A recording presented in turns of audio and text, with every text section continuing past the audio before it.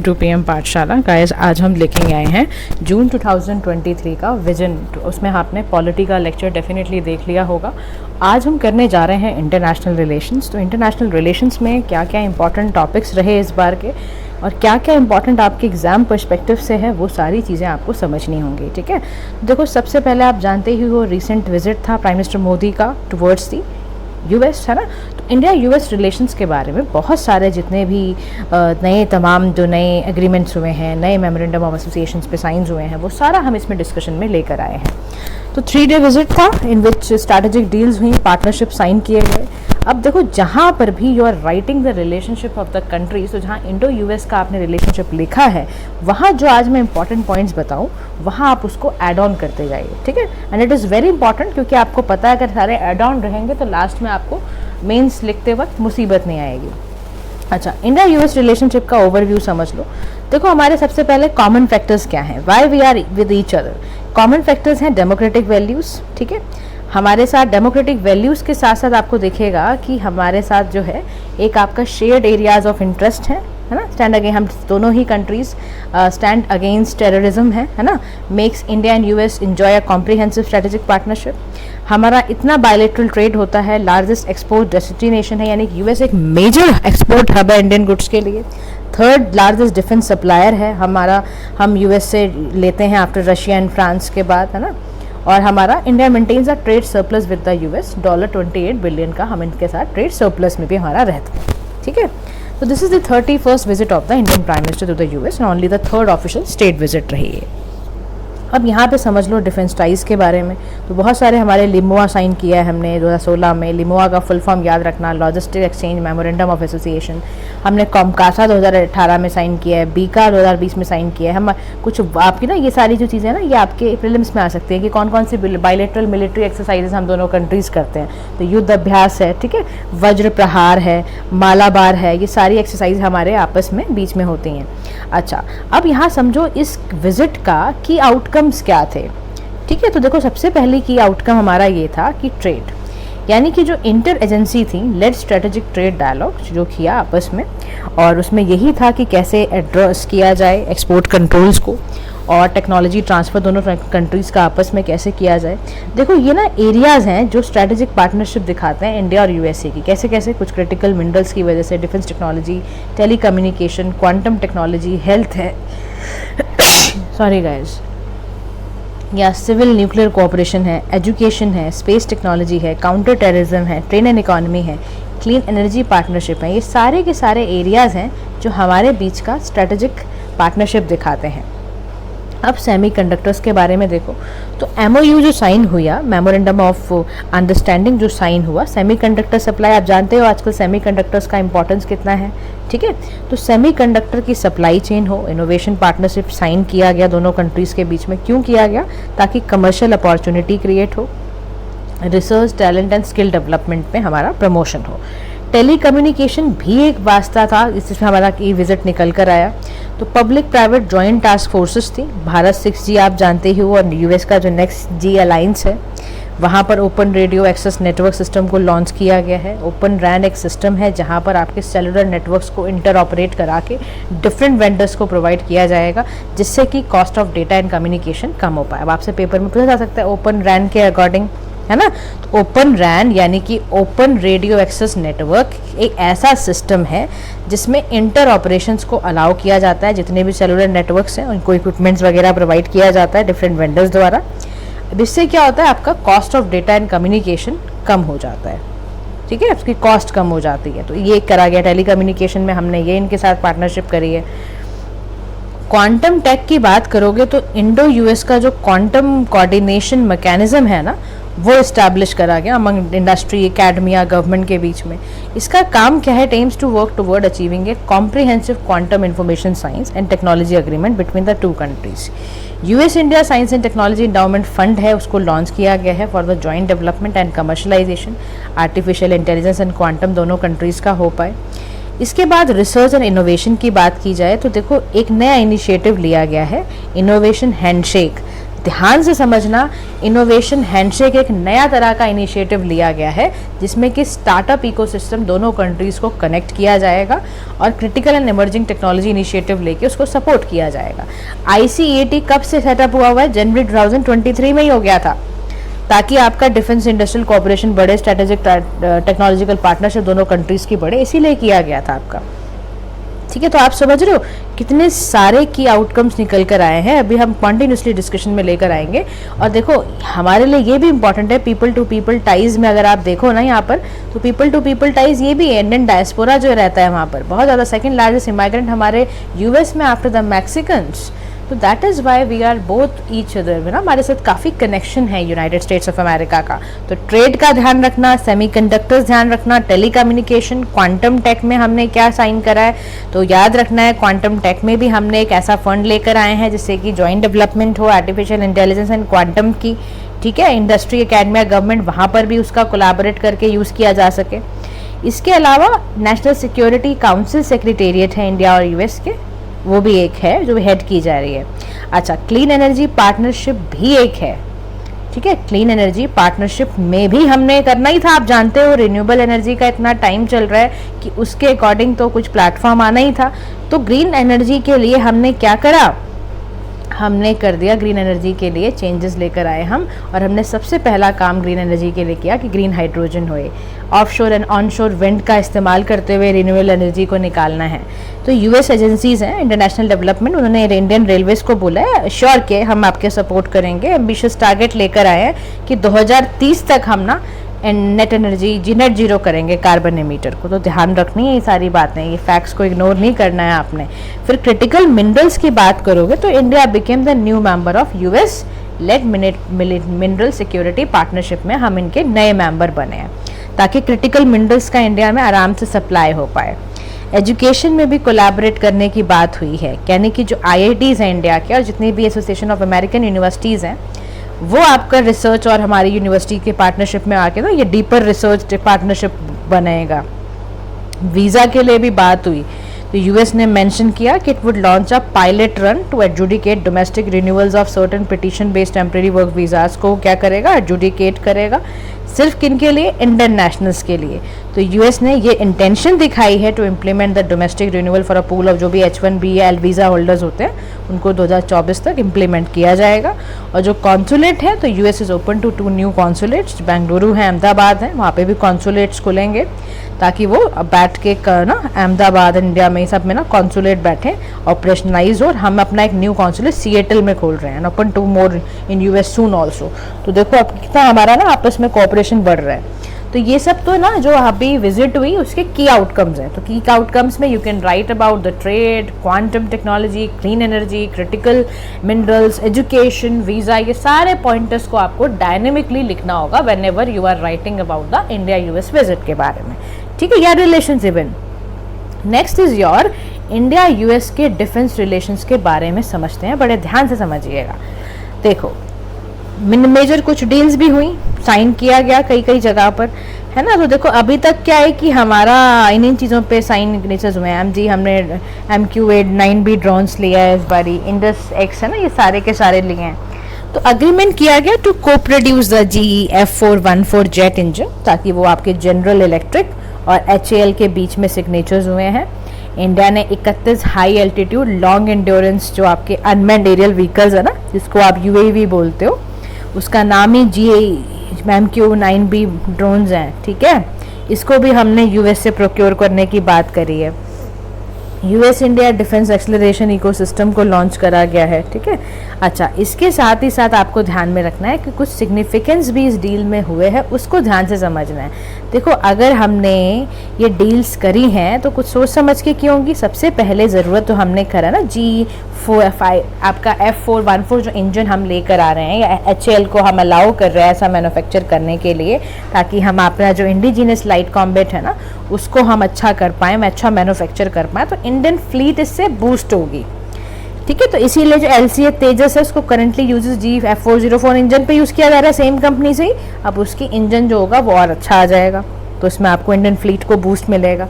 Technology transfer में मदद मिलेगी कि जो हैंडफुल ऑफ कंट्रीज जैसे यूएस, रशिया, यूके, फ्रांस वही टेक्नोलॉजी में मास्टर हैं। 80% technology transfer will help India to join the league in future. अगर 80% टेक्नोलॉजी ट्रांसफ़र होगा तो आप कम से कम आपका भी नाम दर्ज होगा 5वें नंबर पर यूएस, रशिया, यूके, फ्रांस के बाद।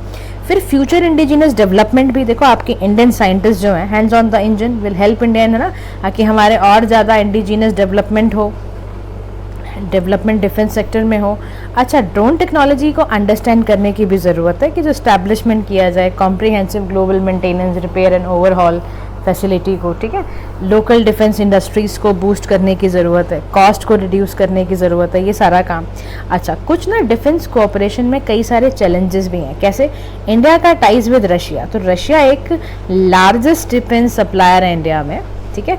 And silence of India is condemning Russia's aggression against Ukraine. अच्छा, इंडिया ने ना जॉइंट अलाइंसेस भी साइन करे हुए हैं क्योंकि India wishes to uphold strategic sovereignty and recently उन्होंने यूएस इन्विटेशन जो नेटो प्लस अरेंजमेंट था हमने ज्वाइन करने से मना कर दिया। हमारे यही चैलेंजेस हैं, एक तो हमारा टाइज विद रशिया इनको चुभता है, दूसरा जो हमने इनका नेटो प्लस अरेंजमेंट भी नहीं ज्वाइन करा क्योंकि अल्टीमेटली यू आर स्ट्रेस। आप ना हमें खींचने की मत कोशिश करो कि हम नेटो नहीं, चलो नेटो प्लस में ही आ जाओ। फिर टेक्नोलॉजी ट्रांसफ़र में दिक्कत क्या है कि ना रिलक्टेंट है यूएस डिफेंस कंपनीज अपनी टेक्नोलॉजी इंडियन काउंटर पार्ट्स को शेयर करने में। यूएस की फंडिंग टू पाकिस्तान हमें भी चुभती है, भाई क्यों उनको देते हो आप। इनकन्सिस्टेंसी इन यूएस स्टैंड्स, है ना, क्योंकि यूएस कभी कभी पाकिस्तान को हेल्प करता हुआ नज़र आया पास्ट ईयर्स में। चाइना में, है ना, जब आपका 1971 की कभी वॉर पड़ी हो ना आपने, तो ज़रा चेक कर लेना वहाँ पे कैसे पाकिस्तान, चाइना मिल के तीनों ने अपना गुट बना लिया था। वी वर अलोन, तो हमारा रशिया ने साथ दिया था, तो हम कैसे खो दें। फिर 9/11 अटैक के बाद भी, है ना, it continues to sell arms to Pakistan, फिर भी आप टेररिज्म आपके घर में हुआ है, फिर भी आप कर रहे हो, तो हमारे साथ ये दिक्कतें हैं। अच्छा, लेकिन देखो फिर भी, है ना, इन स्पाइट ऑफ, देखो आजकल जैसे हम लोग रिश्ता ख़त्म कर देते हैं ना, internationally it's not works. Internationally आपको अपने इंटरेस्ट पे ही काम करना होता है। What it matters is your permanent interest. So balance the relationship with Russia and your US के साथ ज़रूरत है कि हम बैलेंस करके चलें। और डिफेंस टेक्नोलॉजी को इंडिजीनियस क्योंकि हमें डेवलप करना है, तो we really need their help also. और कॉन्टिन्यू कोऑपरेशन हम अपना जो इंडो पैसिफिक में करते हैं वो दिखाएं, करते रहें, क्योंकि हमें चाइना के एग्रेशन को भी डेटर करना है ना, तो it is important to be go together, है ना। तो that is why now we have connected, है ना, इंडियन पीएम जो हमारे विजिट थी उसमें ना कुछ स्पेस सेक्टर से रिलेटेड भी कुछ आपके एग्रीमेंट साइन हुए हैं। Sorry guys. तो नासा ने कुछ एडवांस ट्रेनिंग प्रोवाइड करी है इंडियन एस्ट्रोनॉट्स को। उनका गोल यही है टू हैव पर अ जॉइंट एफर्ट जो आपके इंटरनेशनल स्पेस स्टेशन ISS है ना उसके साथ 2024 में। अच्छा, इंडिया ने, आपको याद होगा 27 मेंबर है इंडिया आर्टेमिस एकॉर्ड का, यूएस लीड करता है इसको। इसका कॉमन विजन यही है कि एक आउटर स्पेस का इस्तेमाल करते समय हम प्रिंसिपल गाइडलाइंस और बेस्ट प्रैक्टिसेस का इस्तेमाल करें। अच्छा, इस तरह के जो स्पेस एग्रीमेंट हैं इंडिया के लिए ज़रूरी क्यों हैं? देखो, हमारा आपको गगनयान मिशन याद है, अगर हम सचमुच उसको पुशअप चाहते हैं ना, तो we have to do something.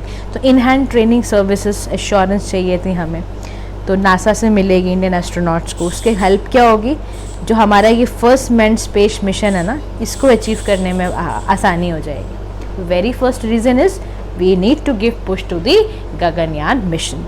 Second is entry to ISS, यानी कि जितने भी नासा के ट्रेंड आपके इंडियन एस्ट्रोनॉट्स होंगे, they can move to even enter to the international space station में भी जा सकते हैं, वहाँ पे भी रिसर्च एंड एक्सपेरिमेंट कर सकते हैं।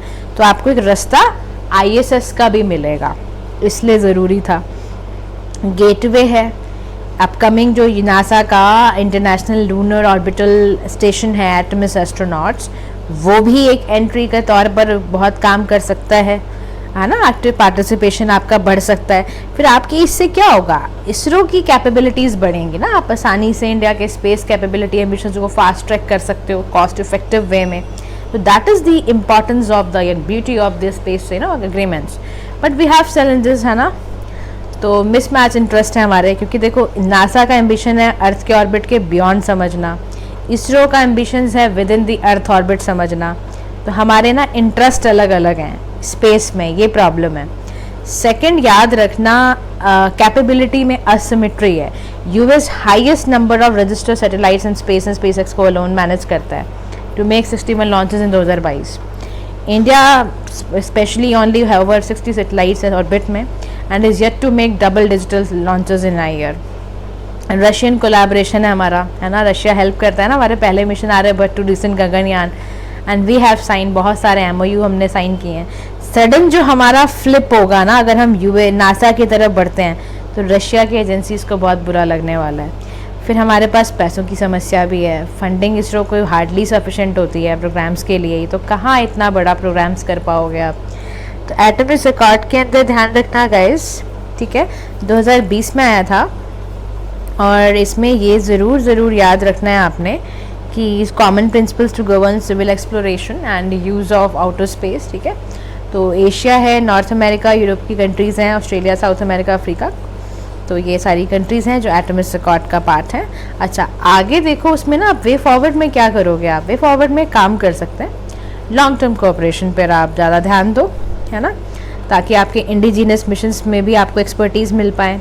प्राइवेट पार्टिसिपेशन ज़रूर बढ़ा दो ताकि ना आसानी हो, क्योंकि वो ज़्यादा से अच्छा ग्रोइंग डिमांड्स को फुलफ़िल कर पाएंगी। Voicing for space as a global common, कि India should abide by the value of the जो आउटर स्पेस ट्रीटी की है, ताकि आप एक ग्लोबल कॉमन फॉर ऑल के साथ काम कर पाओ। तो अपना ये चीज़ ठीक करने की ज़रूरत है।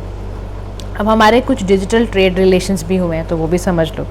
देखो, computer and communication industry association जो US की है, उसने हाईलाइट किया है कि डिजिटल ट्रेड बैरियर्स हैं इंडिया के, और उन्होंने फ्लैग अप करा कि भाई इंडिया ना बड़ा प्रोटेक्शनिस्ट अप्रोच के तरह काम कर रहा है। प्रोटेक्शनिस्ट अप्रोच का मतलब होता है कि you are very much protected towards your digitally, और आप चाहते हो कि आपका अपना भला हो, ज़्यादा चीज़ों को हम कैटर नहीं करेंगे और अपने बैरियर्स के साथ चलेंगे। क्योंकि देखो, इंडिया को बहुत सारे डर भी हैं, मैं पूरे इसके आर्टिकल्स के थ्रू इसको समझाती हूँ आपको। करंट स्टेटस जो इंडिया US का डिजिटल ट्रेड है, तो देखो बायलैटरल ट्रेड हमारा इतना होता है, और USA में ना बिलियन डेफिसिट भी है डिजिटल सर्विसेज को लेके एज ऑफ 2020। तो इसीलिए अनाउंसमेंट हुआ था ICET का, that is initiative on critical and emerging technology, दोनों इसमें कहा था कि हम काम करेंगे। और ICT में मैंने आपको पढ़ाया भी कि वायरलेस टेलीकम्युनिकेशन को हम अच्छा करेंगे, वहाँ कोऑपरेशन करेंगे, AI में करेंगे, क्वांटम कंप्यूटिंग, सेमीकंडक्टर्स में। तो हमने मेमोरेंडम साइन भी किए हुए semiconductor supply chain innovation partnership में। 2 जॉइंट टास्क फोर्स भी सेटअप कर रहे हैं ओपन रैन नेटवर्क को फोकस करते हुए। Joint Indo US quantum coordination mechanism भी है। US India science technology endowment fund भी है, ताकि एलोकेट किया जा सके, जॉइंट डेवलपमेंट एंड कमर्शलाइजेशन किया जा सके। लेकिन ना देखो, कुछ कंसर्न मैंने आपको बताया ना, एक तो हम पे इल्ज़ाम है कि हम बड़ा प्रोटेक्शनिस्ट पॉलिसी बनाते हैं, हम चाहते हैं कि बस हमारी लोकल इंडस्ट्री प्रोटेक्ट हो पाए, ये हम पे कंप्लेंट करते हैं US वाले कि भाई ये ओपन एक्सेस नहीं दे रहे हैं US की कंपनीज़ को, तो फिर हमें दिक्कत, हम फ्रीली काम नहीं कर पा रहे हैं, ऐसा इनका मानना है। प्रेफरेंशियल ट्रीटमेंट बोलते हैं ये कि इंडियन कंपनीज़ को दिया जा रहा है। तो उसके बाद ग्रेटर गवर्नमेंट सेंसरशिप है, अगर आपने पॉलिटिकल स्पीच या कुछ भी ऐसा एम्प्लॉय किया अगेंस्ट द कंपनीज़, तो फिर आप जानते ही हो सेंसरशिप लग जाएगा। फिर उसके बाद ना कॉम्प्लिकेटेड टैक्स स्ट्रक्चर है बाय योर इक्वलाइजेशन लेवाई। अब आपको समझने की ज़रूरत है कि ये इक्वलाइजेशन लेवाई एक तरह का ना डायरेक्ट टैक्स होता है गाइस। तो अर्लियर इसको 2016 में 6% पे लिया जाता था, करंट जो है वो आपका क्या है, ये 2% है।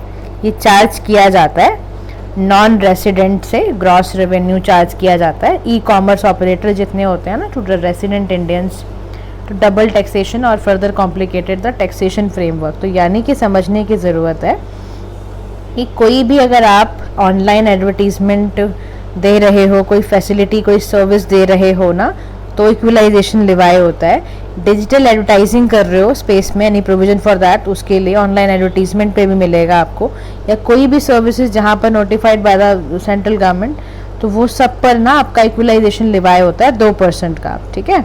तो यानी कि एक तरह का आप कह सकते हो कि डायरेक्ट टैक्स है, और which is withheld at the time जब आप पेमेंट करते हो ना बाय द सर्विस रेसिपिएंट, तो उसके लिए किया जाता है। पेमेंट कोई भी कर सकता है, नॉन रेसिडेंट सर्विस प्रोवाइडर भी कर सकता है। तो जिसकी भी इनकम 1 लाख से ज़्यादा की जाती है, तो उस पर इक्वलाइजेशन अप्लाई हो जाता है, लिवाई अप्लाई होता है, ठीक है। तो आपको ये बिल्कुल अच्छे से ध्यान रखना है, क्वेश्चन में आ सकता है इक्वलाइजेशन लिवाई क्या होता है, तो आप बताओगे ये डायरेक्ट टैक्स है, ई कॉमर्स साइट्स पे लगाया जाता है, ठीक है।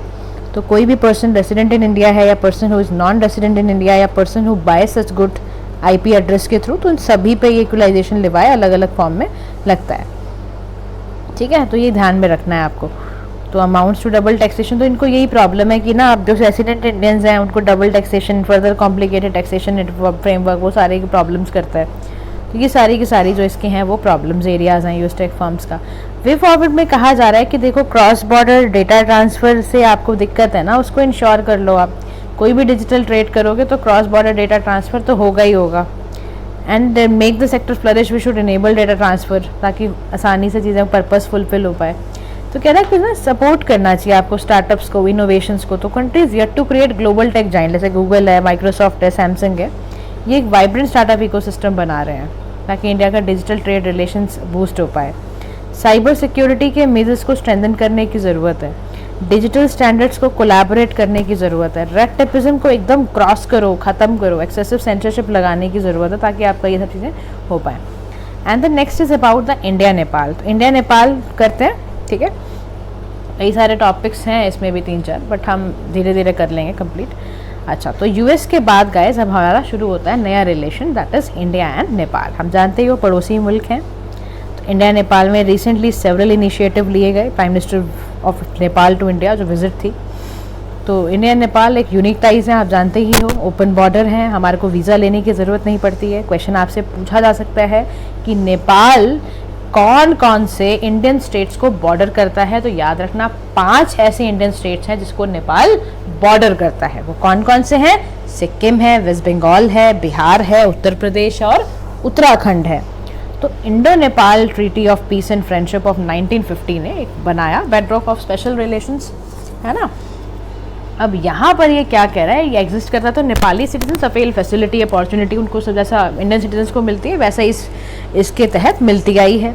अच्छा, कुछ की इनिशिएटिव्स पे ध्यान दो। देखो बाउंड्री डिस्प्यूट हमारा रहता है, एक ये प्रॉब्लम हमारी है दोनों के साथ ही। 2 इंटीग्रेटेड चेक पोस्ट बनाए गए हैं, एक रुपया दिया इन इंडिया, नेपालगंज इन नेपाल में।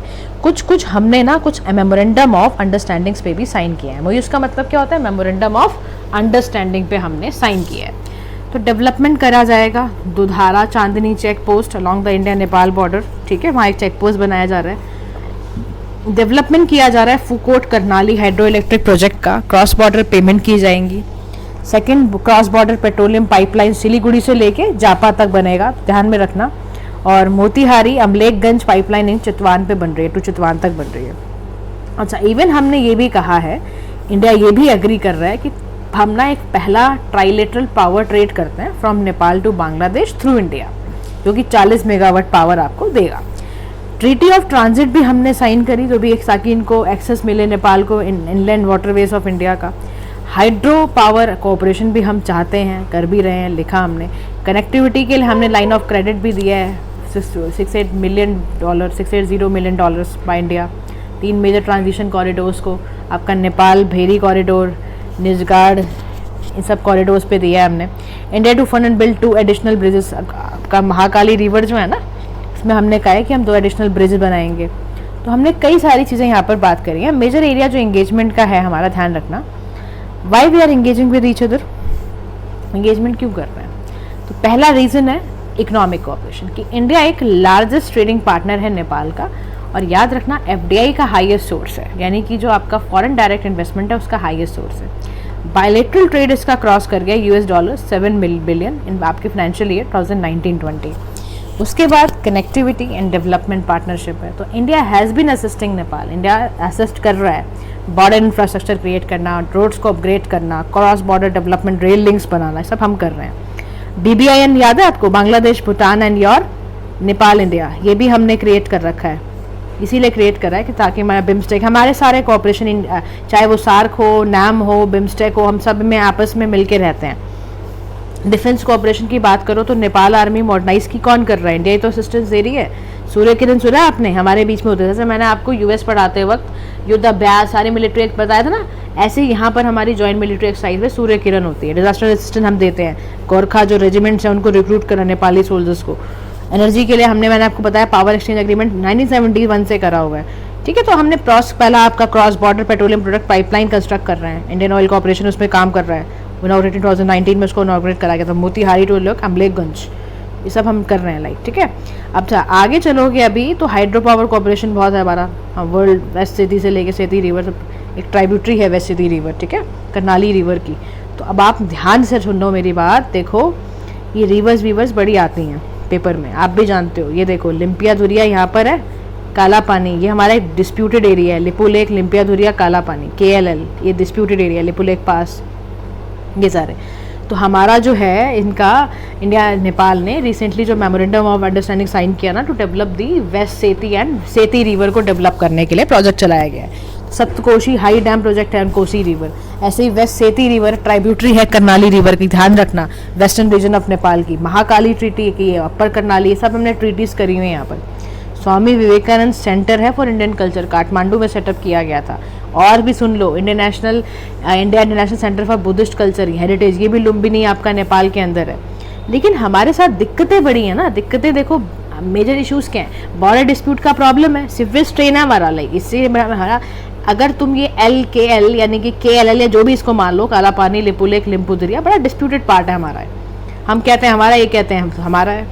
चाइना का इन्फ्लुएंस बहुत ज़्यादा है, आप जानते ही हो, चाइना बहुत ज़्यादा इंगेज रहता है through project under BRI, belt road initiative में चाइना उनके साथ घुस गया है। चाइना की इंटरफेरेंस नेपाल की पॉलिटिक्स में नज़र आती है, ये हमारे साथ इसीलिए ट्रस्ट गैप है ना, आ गया ना, जब आप हमारे दुश्मन के साथ हाथ मिलाओगे तो हमें तो ट्रस्ट गैप सबसे बड़ा दिक्कत आ जाएगा। सिक्योरिटी इशूज़ है, स्मगलिंग आप हमारे बॉर्डर्स में भेजते हो, टेररिस्ट एक्टिविटीज़ आप करवा रहे हो, काउंटरफीट इंटर करेंसी को फ्लो आप करा रहे हो, हमें रिस्क क्यों डाल रहे हो। तो गुरखा इशूज़ है, गुरखा इशूज़ हैं, रिलेशन से हमारे इसलिए भी स्ट्रेन होते हैं। ये नेपालीज गुरखा को ना हमने ब्लॉक कर दिया, उनका हमने अग्निपथ स्कीम में इनको नहीं लिया हमने, अब इस पर चिढ़ गए, you are violating 947 tripartite agreement sign between the 2 countries and the UK। फिर आपका कनेक्टिविटी इशूज़ हैं, despite several request from Nepal, India ने इनको ऊपर रेयर रूट नहीं दिया, क्योंकि उसके लिए we have to open up the India का एयर स्पेस पूरा खोलना पड़ता, borders close to border with China. फिर कैसे करते हैं यार, treaty of peace and friendship 1950 में। तो India lacked skills approach for Nepal request to revise 950, तो देखते हैं वो भी एक मेजर इरिटेंट है। क्या किया जाए, देखो सबसे बड़ी ज़रूरत है डिजिटल कनेक्टिविटी, आपकी इनिशिएटिव लेने चाहिए, e governance, cross border digital collaborations, economic opportunity, ये सब क्रिएट करो आप। अब बायलैटरल मैकेनिज्म घूम जाओ, बॉर्डर डिस्प्यूट जो भी आपके हैं वो सबको ख़त्म करो आप। बायलैटरल आपके मल्टीलेटरल प्लेटफॉर्म जो आप यूज़ कर रहे हो, अपने कॉमन इंटरेस्ट की बात करो ना, climate change, disaster management, regional security की बात करो। Limited interference by India Nepals politics से बहुत ज़रूरी है, क्योंकि इससे रिलेशन बहुत ख़राब होते हैं।